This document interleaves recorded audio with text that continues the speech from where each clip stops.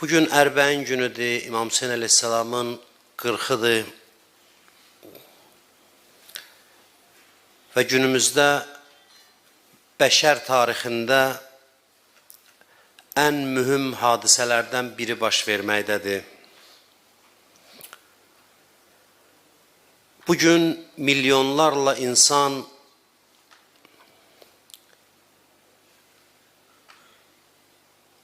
Nəcəfdən Kərbəlaya qədər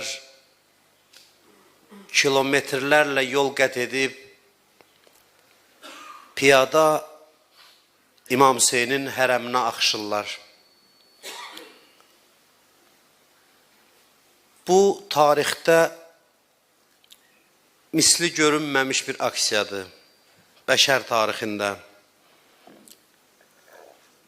Deyərdim ki, insanlıq tarixinin ən əzəmətli toplantısıdır. Əhl-i Beyt məktəbinin təlimləri nəhayət ki, öz bəhrəsini verməyə başlayıb. Dünya İslam mədəniyyətini yenidən öz həqiqi simasında doğulmasına şahidlik eləyir. Hədislərimizdə Kərbəla ziyarətinə piyada getməyin savabı haqqında çox şeylər buyurulub. Hər addıma o qədər savab deyirlər ki, indiyə qədər insan bəzən şübhəyə düşürdü, şək elirdi ki, bu qədər savab hər addıma nəyin əsasında verilir?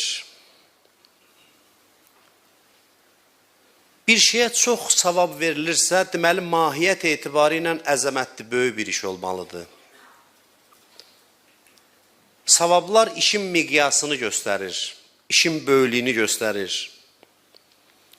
Bir vaxt 20 il, 30 il, 40 il, 50 il bundan qabaq bu hədisləri deyəndə ki, piyada getməyin, hərəkət eləməyin bu qədər savabı var, insanların çoxu ola bilsin ki, inanmırdı.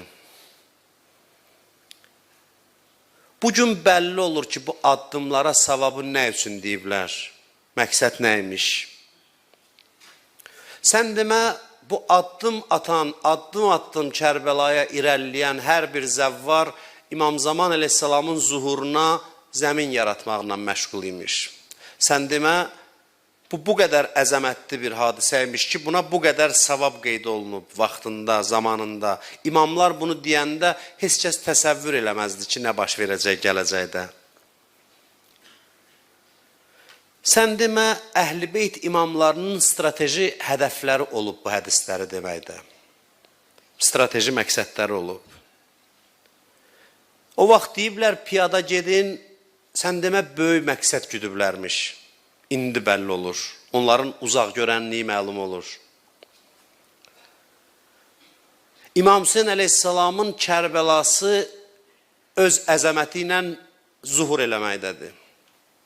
Mən axıra qədər mənim söhbətimi təqib eləyin, sonra özünüz bir qənaətə gələrsiniz ki, mən burada nəyisə şişirdirəm, yoxsa yox.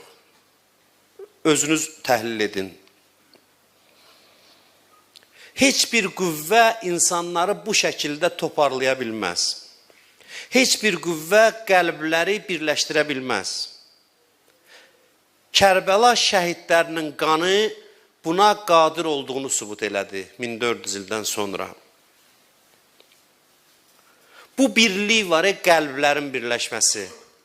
Bunu biraz mütəfəkkir, ziyalı insanlar yaxşı bilir bu nə deməkdir.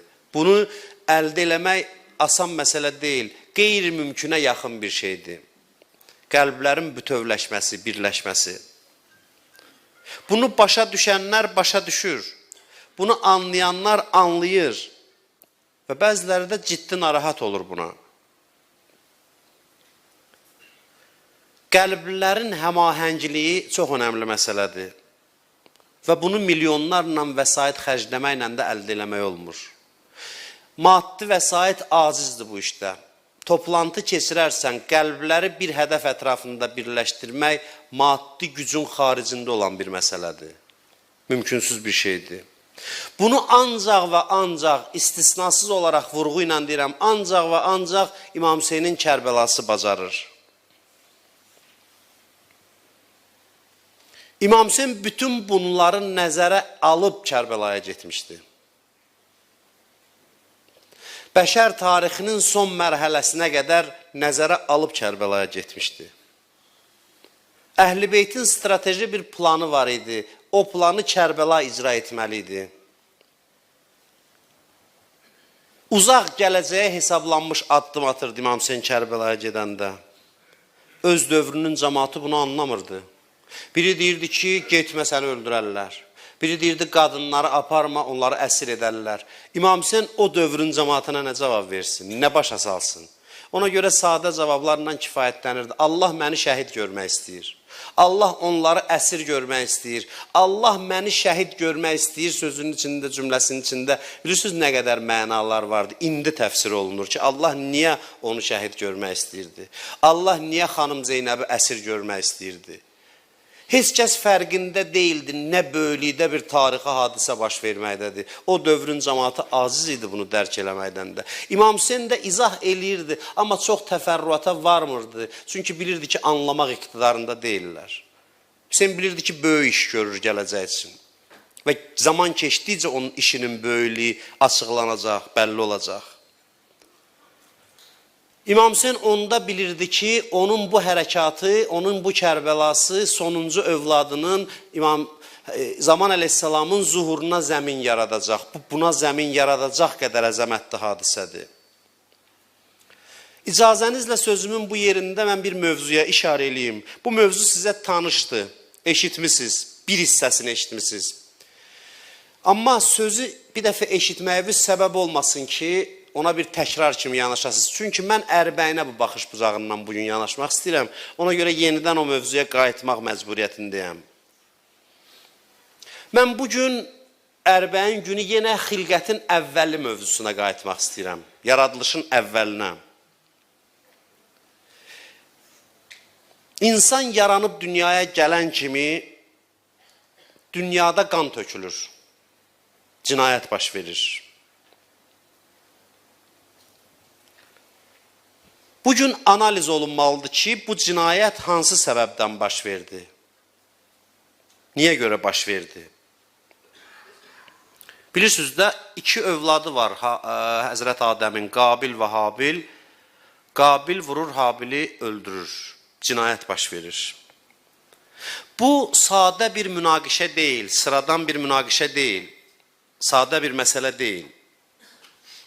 Bu sadə görünən münaqişənin dərin mənəvi kökləri var.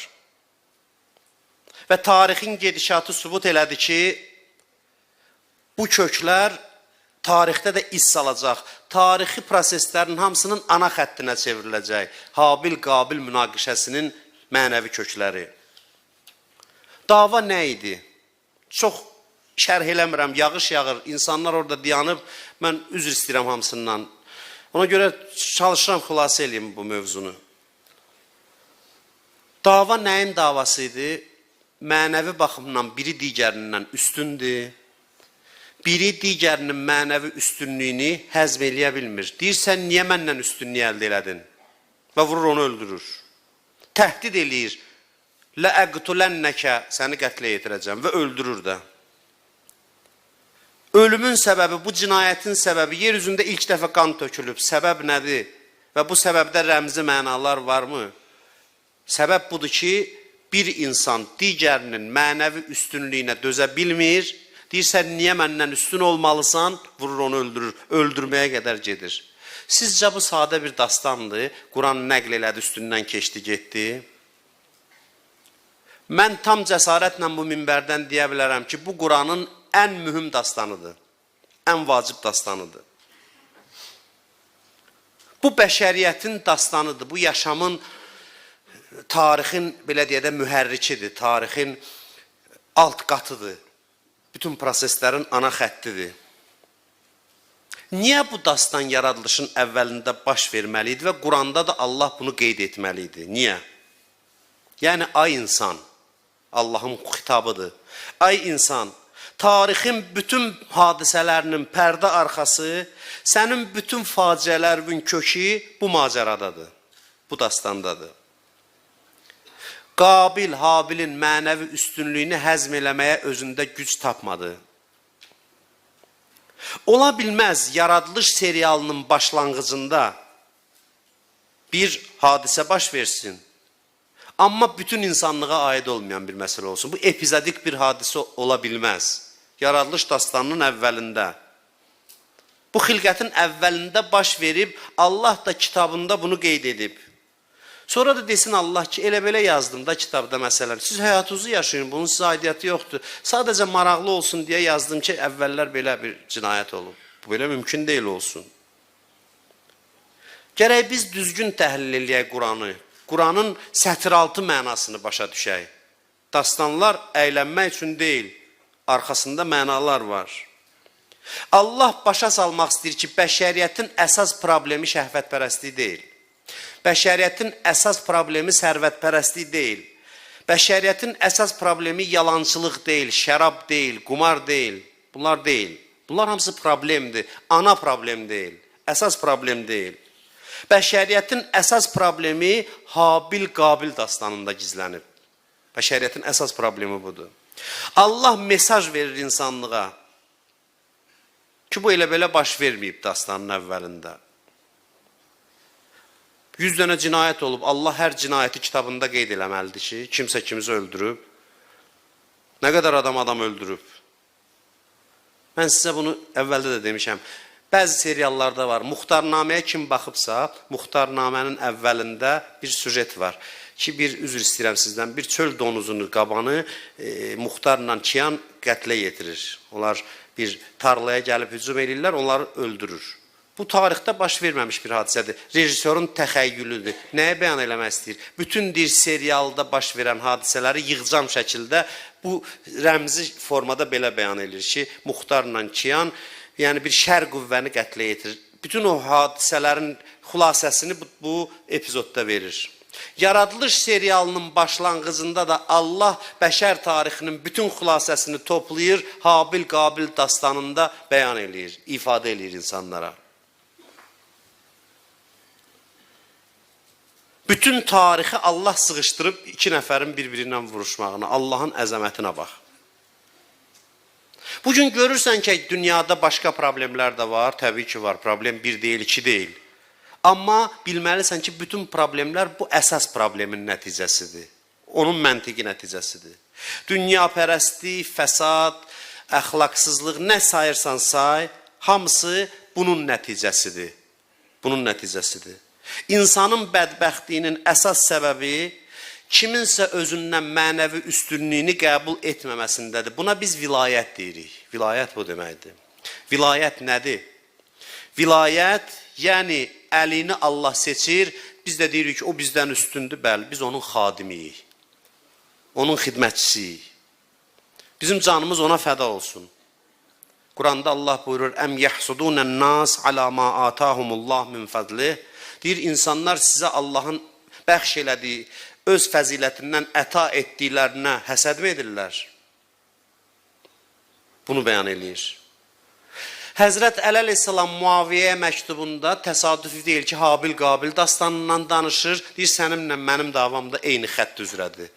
Sənin dərdin budur ki, bir adamın özündən üstün olmasına dözə bilmirsən, qəbul eləyə bilmirsən. Bu aparıcı xəttdir. Bütün proseslərin alt qatı budur, mənəvi müstəvidə baş verən hadisələrin.